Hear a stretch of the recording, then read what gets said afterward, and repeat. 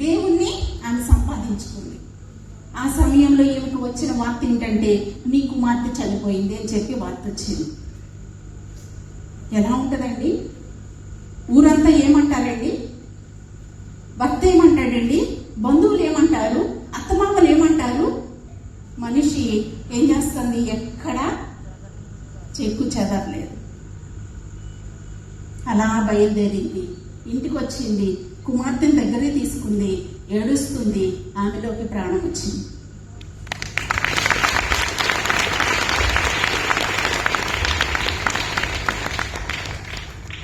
ఆయన నమ్ముకున్న వారిని ఆయన ఎన్నడైనా విడిచిపెట్టే దేవుడా? ఎలాంటి మార్వన్స్ పొంది ఉంటుంది? ఆమె హృదయం దేవునికి ఎంత ప్రియముగా లేకపోతే ఏ సేవకుడు ప్రార్థన చేశాడండి? ఇది కట్టు కథ కాదు,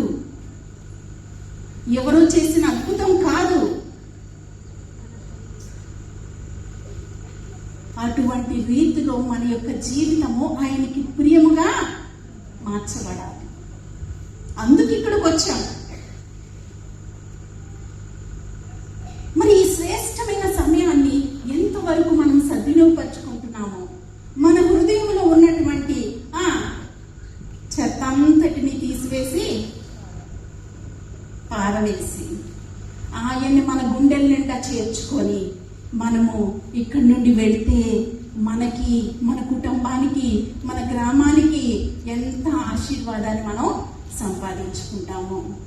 సమరయ స్త్రీ వచ్చింది, యేసయ్య దగ్గరికి వచ్చింది. యేసయ్య ఆమె దగ్గరికి వెళ్ళారు. ఆమె యేసయ్య మాటలు వింది, ఆ యేసయ్యని ఆమె గుండెల్లో చేర్చుకుంది. ఏమైంది? గ్రామం అంతా కూడా మార్చబడింది.